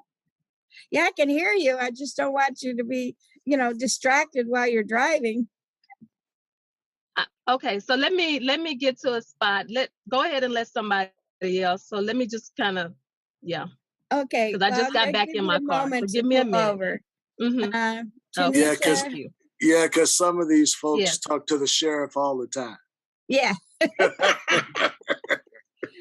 Tanisa Jeffers Bernard, would you like to speak to us? Yes, hi. Good evening, or rather, good morning, NETCoDems. You're not driving, are you? I'm in the car, not driving, but I am in the car. Okay. I am glad to see y'all this morning. I got my burnt orange on for our game today. My name is Tanisa Jeffers. I am running for judge of County Court at Law number 5. I've been an attorney for 22 years, representing the mentally ill on this very court every Tuesday and Thursday morning and every Friday afternoon. Judge Hohengarten is retiring. And so I have been a mental health attorney for double-digit years on both the family and criminal law sides. That work led me to being appointed as the Travis County Drug Court defense attorney for 4 years. And both of my experiences in both mental health and drug court was exciting to our Austin City Council. And so 3 years ago, I was appointed to be an associate judge of the Austin Municipal Court. I have been a former precinct precinct chair. I have routinely served as an election judge. I am a lifelong Democrat and a child of lifelong Democrats who did not have the opportunity for an education. So I'm also a first-generation college student. I am seeking a seat at the table as we reimagine the criminal justice system here in Travis County, because even in a liberal place like Austin, African Americans are unfortunately disproportionately represented in our criminal justice system. Learn more about me at TanisaForJudge.com. And again, I'm glad to be with y'all this morning. Well, thank you very much, Tanisa. I appreciate it. Yes, Pamela, are you pulled over now? I am. So now I'm actually outside at the hospital over here, but I bring you greetings to everyone. Greetings to NETCO. I'm excited to be here today. So again, my name is Pam Davis, and I'm running to be the very next judge for the 261st District Court. And I'm very excited about that. Judge Laurie Livingston has announced her retirement after more than 20 years, and I believe that I'm the best candidate to fill her shoes. I have practiced law for 23 years. Not only have I practiced law in Travis County, I initially started my career in Harris County, where I litigated a numerous amount of cases, hundreds of cases. I also managed dockets where there would sometimes be more than 100 people appearing in court for those dockets. I came back to Austin in 2010 to work for the Office of the Attorney General's Office, where I worked for their General Counsel Division. There, I managed the litigation on behalf of the agency. Whenever an employee was sued, or even the Attorney General in his capacity as being over the agency, I liaised with our General Litigation Department to make sure that all of those lawsuits were properly resolved. I also managed the federal and state legislation. Whenever there was a change in the law, I made sure, along with the agency, that we drafted responses to talk about how is this new law going to impact the agency as well as the children here in the state of Texas. I am one of only of less than 900 attorneys in the entire state of Texas that is board certified in family law. And that is important. I've been board certified since 2008, and I've been recertified every 5 years. So not only am I knowledgeable in the law, I have also been a lifelong Democrat. I have served as an election judge for 2 elections. I've served as a BDR. I'm active in the community. I've served as a PTA vice president. I'm currently a mentor. I serve on an advisory board here in Pflugerville ISD. I have the temperament, I have the understanding, and I envision a court where everybody gets a fair trial. Pro se, whether you're pro se or whether you have an attorney, whether you're working for the defense or the plaintiff. Learn more about me on my website, PamDavisForJudge.com. I look forward to talking to you. Thank you. Thank you very much, Pamela, and I'm glad you pulled over so you were safe. Thank you. Okay, one of our longtime devoted precinct chairs is with us today, and I'd like to hear from her. Betty or BJ, can you tell us a little bit about yourself and what you're up to these days? Betty Taylor. Betty, are you there? Maybe she's got some audio problems. Hello. Hi. Hi. I'm just so delighted to listen to all of the people who are doing so much. It's like I don't get a chance to listen all of the time, but you are one lady who commands my attention. When you send out an invitation, I'm going to be there as best I can. Thank you. I'm kind of in and not out there doing a whole lot of things right now. I'm having some issues with my eyes, but I've been answering some calls whose telephone numbers I'm not familiar with, but there are people making phone calls about like Proposition A and what opinions are out there and why the support is no right now. And I really appreciate the fact that a lot more people are civically engaged than I realized, and that we need more and more of it.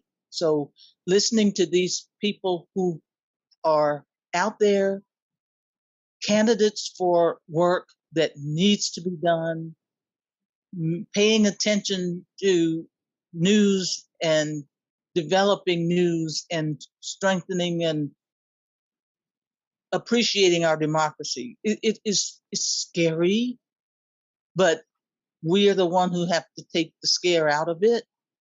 So I'm doing as best I can, like telephone connects and calling up people and just declaring that everybody's got a social network.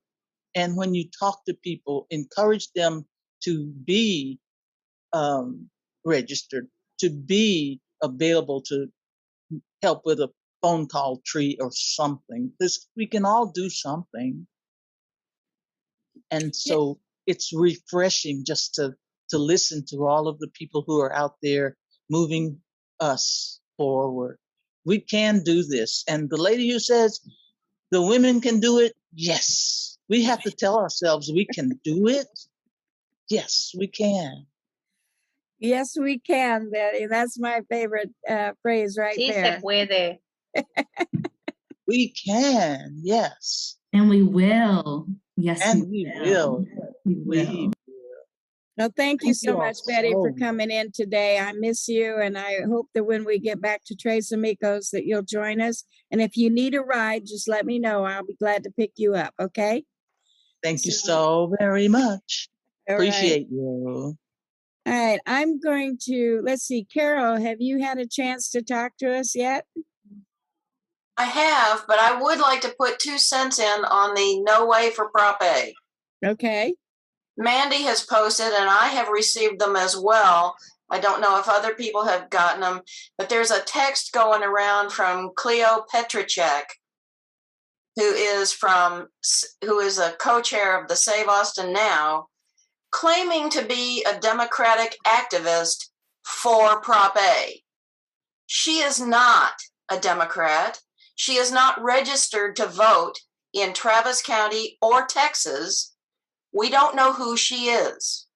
Yeah. She's a liar. Wow. But it's not surprising. I got one too.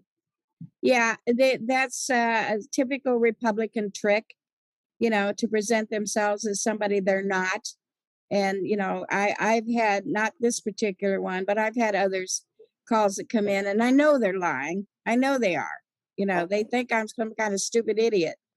But I've gotten that one too. I actually she does exist in some form because I saw her on the Chamber of Commerce forum yesterday.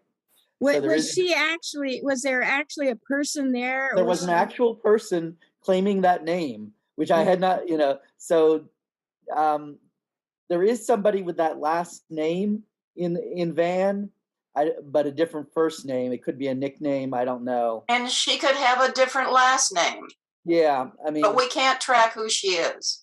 Yeah, I mean, so if someone would send me that text message, I would appreciate it because she needs to be banned from Twitter. Well, Carol, can you send that to Mr. Trevelyan? Tony's got it right now. Yeah, I'm not sure how to send it, but I received it last Monday at 4:26 p.m. I'm Cleo Petricek, Petricek, an Austin Democratic Party activist. I support Prop A, blah, blah. This is I just the sent first it to you. I just got it. Thank you. Yeah. Okay, good.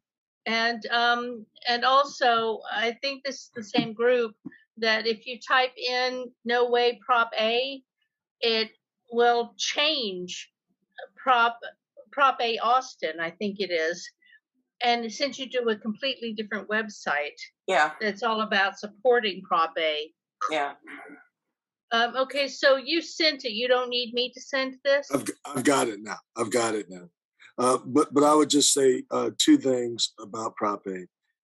Number one, the forces that support Prop A are the same forces that when we talked about rather than talking about providing resources for the homeless population, they talked about moving the homeless population from downtown and from UT's campus.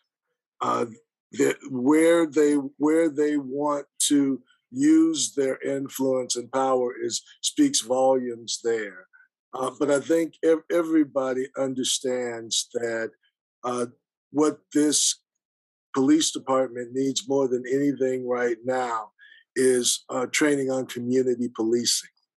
What it needs more than anything right now is to do some of the training that happens in the Travis County Jail. Our Travis County jailers are taught de-escalation primarily because oftentimes, because of state law, there's one of them behind bars with 48 people. So nobody can walk in there like Rambo and think they're going to beat somebody up. They are taught to talk to, work, solve problems. Use of force is the very last thing they consider. We need to talk about use of force. We need to talk about police activity leads. We need to make sure that our police officers are meeting our children at 5 years old, not 15 years old, that they are engaged with them in non-confrontational situations. That's what after-school programs are there for. That's what youth leagues are there for. And I think also we're probably going to have to give a certain amount of time before one goes to cadet school to figure out whether they have the temperament and the tools necessary to be an officer. When you look at folks like Chief Mike McDonald, he spent a year in a program that was designed to introduce him to the community before he went into the police academy. That project was funded by the Department of Justice. There are a number of programs that are out there. There are a number of opportunities that are out there. TEA has $1.8 billion for after-school programs. We should be partnering with our community groups and frankly with our police unions to talk about what we need to do to make sure that folks are used to dealing with people who didn't grow up like they grew up. There's a lot that we need to do before we just throw a large number of additional officers. Because when you look at the trajectory of our budget, you'll see that that our police services and our fire services take an inordinate amount of the budget. And given the contracts that they have in place, that number will only grow, and it will take a much higher percentage of our budget dollars. We expect it to grow, but we also need to make sure that as it grows, we are focusing on the primary things. And first and foremost needs to be community policing. If I can just add to the I commissioner, used to. can I just add real quick, or don't you go and I'll follow you. Thank you. I just wanted to say that as far as I feel, the community policing and the activities, it teaches both groups. I believe that the police officers that see the community as neighbors treat them as human beings and neighbors, Absolutely. not as other enemy. Absolutely. You know, I think it's just as good for the officers as for the children. And it does go both ways too, because the neighborhood people then learn that the policemen are people, you know, and have the human aspect instead of just an officer with a gun, you know, a uniform with a gun. And that's what you see nowadays. And when I worked in Iowa, I worked for the police department in their computer area, and I was particularly dealing with the dispatch. And I got to know a lot of those cops, and they were trained in what we used to call sensitivity training. And they had all this community background. And the best part was they had a policeman's band. They were actually an organized rock and roll band that went to schools and played. And of course, the kids loved the cops in the band. You know, it just made everything so much more sensible.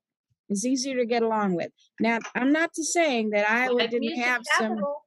Yeah, well, Iowa did have some policemen that were a little bit out there. And what they did was they brought them into the office and they did desk work. They were not allowed out on the streets. Okay. So there can be done. And in Iowa, you can go up to a policeman or a sheriff's deputy or anybody in a uniform and know they will help you. Not so in Austin. I've had that personal experience myself.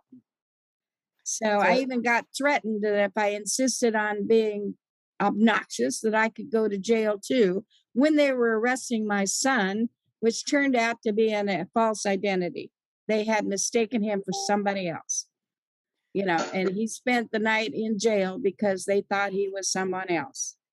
Did I get an apology? No. $8,000 later, you know, with paying a lawyer and the bond and everything else, they finally discovered they were wrong. That was, you know, too damn bad.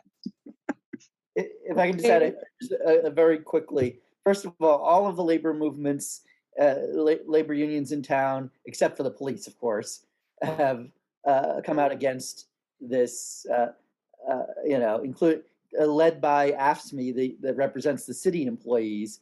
And the biggest, you know, one of the biggest impacts is that if we make this huge unnecessary expansion of the police, the city has only limited funds. That means you add money to that, lots of other stuff is going to lose money. Exactly. EMS, fire, library, parks, everything else the city does will get squished essentially. And then you know, the EMS Association has come out against this because they realize, and you know, these people are talking about public safety. Yeah, it'll make us a lot safer when we eliminate, you know, positions from EMS and fire department. So, I mean, to add a unnecessary level of policing that, there's no evidence that they can present that is necessary. So I completely agree with with the commissioner and everything he said. And yeah, we definitely just encourage everyone to vote against this, because the important part here is this is a low turnout election. That's how we lost on the camping ban. I don't think this is going to be a low turnout. There's been a lot of November but election. I do want to give. I got two more people that need to have their say, and they're both members of our executive board. So I would like to hear from them and have you hear from them. Jane, are you available? Jane, can you talk to us? Yeah, I'm here. Okay, tell us about you and what you're doing, and whatever you'd like to share with us. Well, I don't think I'll be able to vote on that Austin issue, but I could with NETCO.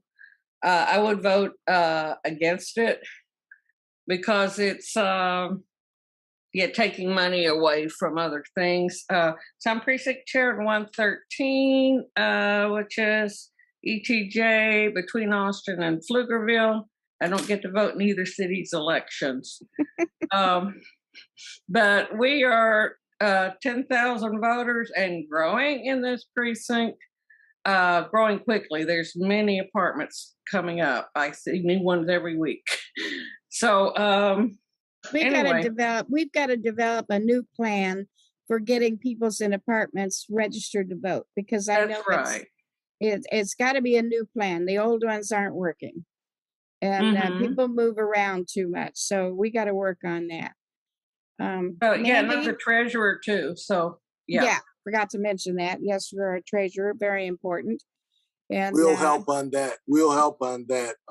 Let us know when you want to get started. That's one of the things that we really enjoy doing. So let's talk about how we get complexes.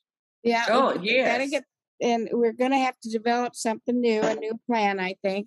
But another thing that NETCO, I hope, is going to be doing is we're going to go out into surrounding communities and register people to vote, in some other, even other counties. So that's travel time. And I want to put anybody wants to join us to go out there and do that, just let us know. We'll be organizing that coming up in the next, we're going to wait till after this election is over, simply because we don't want any confusion, because you do have to be registered 30 days before you can vote. But then after that, we're going to start looking to registering people. Mandy, would you like to tell us a little bit about yourself? Hi, sorry, I was trying to activate my camera and it made me re-sign in, so I just got back. Hi, everybody. I'm Mandy Prater. I have been a member of NETCO for, 6 or 7 years now, and I'm a precinct chair of 164, which is in the area around 183, Runberg, and 35. I'm also a musician. I've been busy getting ready for a new song to come out. Already getting radio airplay around Texas. It's called On the Outside. And I'll be having a single release party a week from today at the Three-Legged Goat, which is Jim McDonald's wine bar up in Pflugerville. Go Jim McDonald for city council. He can't be here today because he is block walking. But support Jim for city council of Pflugerville if you're up there. And I will be doing a show at his bar next Saturday evening. So come join us. I fully intend to be there, and I want everybody to join me. Okay, it's going to be outside, right, Mandy? Outside, yes. And if you do order at the bar inside, last I knew they were requiring masks inside the bar. Okay. But they have a lovely giant deck out there, and hopefully we'll have great weather. I think we will too, and I am so excited. I'm just going everywhere, guys. I'm going to be everywhere. You're going to get sick of seeing me. All right. So this is Saturday the 23rd. Correct. I will start playing at 8 p.m., but there is an opening act before that. Okay, I'll be there. Awesome. Okay. Well, I think we pretty much exhausted everybody today. I hope you enjoyed our conversations. And Emil has been waiting patiently with his oh, hand. I'm sorry, Emil, my favorite person here. Good Lord. Well, you're not going to like what I'm about to say. Yesterday, Larry Wallace of Manor suspended his campaign for District 10. Let's see, 1 second here. I got to hit the share button. And then this is the notice that he put out. Basically, he got gerrymandered out of a district. He either has to run against Doggett, which he's not going to do, or go someplace that he'll not have the support of Manor or basically black folks in Texas. This is one of the early costs of the racial gerrymandering that's coming out of our legislature. Also on our ballot. What ballot is this? November? This is the actual ballot for this election, and there are 10 Texas state propositions. Many of them people can have various opinions on. They have 2 that directly affect all the judges that are attending today. One is to have candidates for judge fall under the same ethics rules and adjudication as sitting judges. And the other is it increases the amount of time that one has to be a judge and has to be practicing in Texas in order to be a candidate for judge. If anyone has a quick opinion on that from the standpoint of a judge candidate, I'd really appreciate hearing a quick answer, a quick thought on that. Can I just add something on another proposition real quick? No, let the judge respond to his question first, please. So I've attended several meetings where they've read the propositions, and I don't really have a problem with either of them. Different clubs have sort of handled them differently. Most of them are a yes on those, but I think that there was one club that was a no, and I didn't quite understand why. But I think making sure that the judges who are going to be coming to the bench are well qualified is a good thing. And I think holding them and candidates to the same ethical responsibilities as sitting judges is also a good thing. So that's my 2 cents. Same.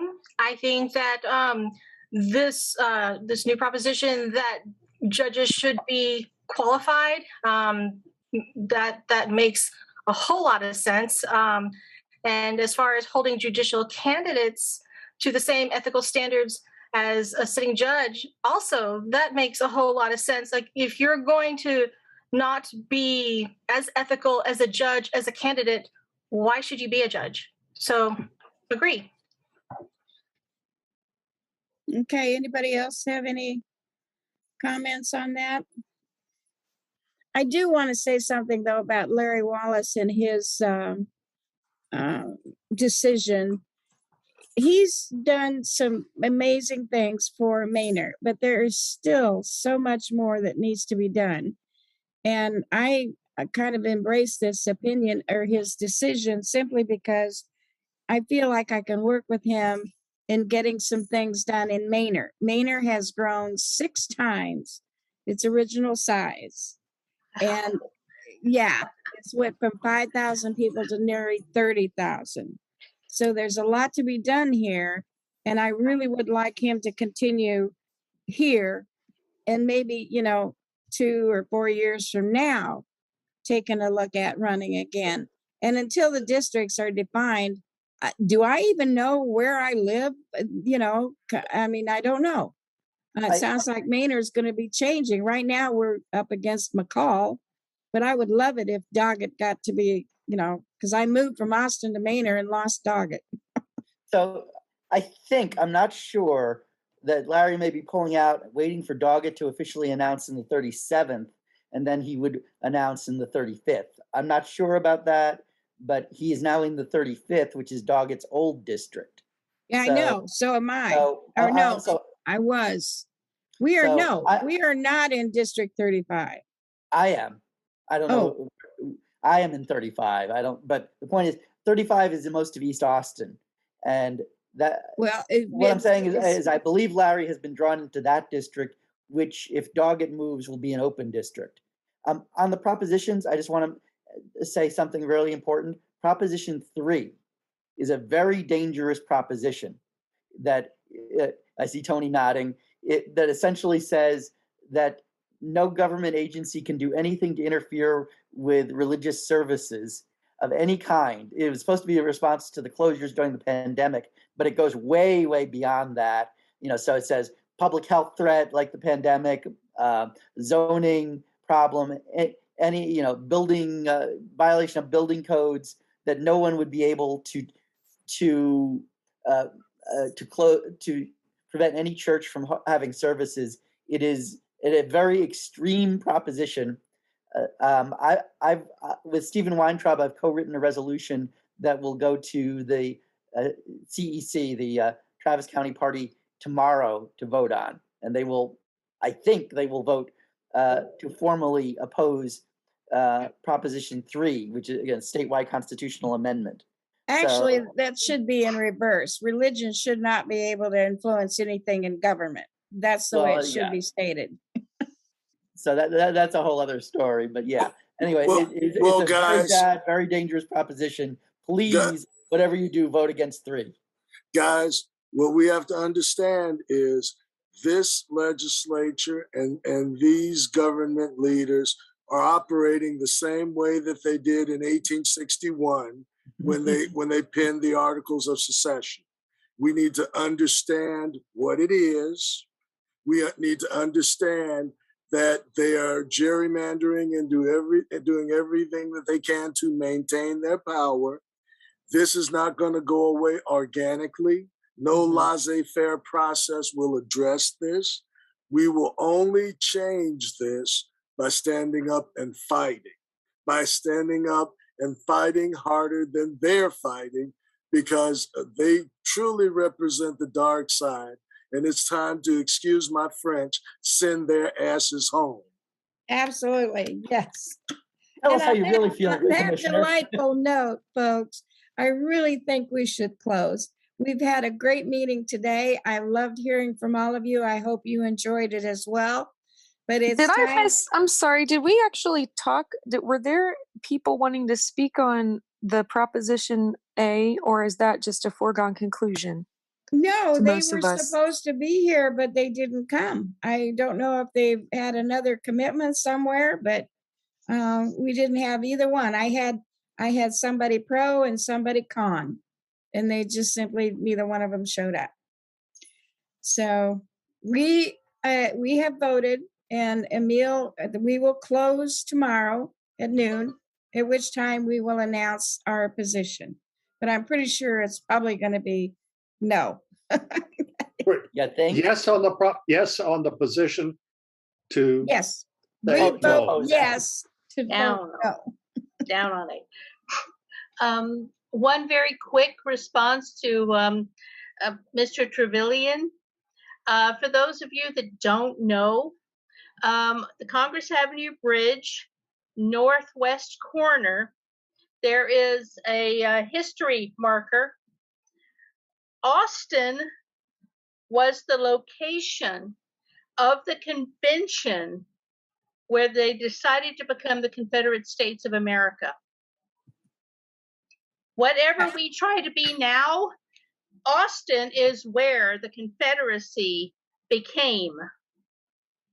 Ta-da. I did not know that. I thought that was in the, like Georgia and Alabama and those places. No, it wasn't. Austin, Texas. There's a historical marker there. South Carolina was the first state to secede, but I can also tell you there is a horrendous statue at this state capitol that celebrates the Confederacy and all it stands for. It's a Confederate soldiers marker as you walk in to the Capitol grounds from the south, and you walk past it, and it basically says, it's basically celebrating secession in the name of states' rights. Yeah, I know. I've seen that thing. And for years, I don't know, I don't think they still do it, but for years, the Texas legislature was opened with the first movement to secede again. They did that every time they met for years. And of course, it was always voted down. Well, Who if you want knows? some interesting reading, Google Knights of the Golden Circle. Knights of the Golden Circle. Okay. Knight with a K? Yes. Yeah. I mean, Knights of the there's Golden Circle. about 10 Confederate markers at the Capitol, actually. Yeah, and they So- should all be removed. It's about time. UT did, but removed all of theirs a few years It ago. won't be done until we take our executive positions back and get a majority in both houses. Until that happens, they will not go anywhere. So we got to make it happen. Okay? I Yeah. agree. We got to make it happen. I vote for that one. See, All safe right. way, my friend. Okay, bye-bye, everybody. That's it for today. Let's get them. Go team. Come horns. Yes. Take care.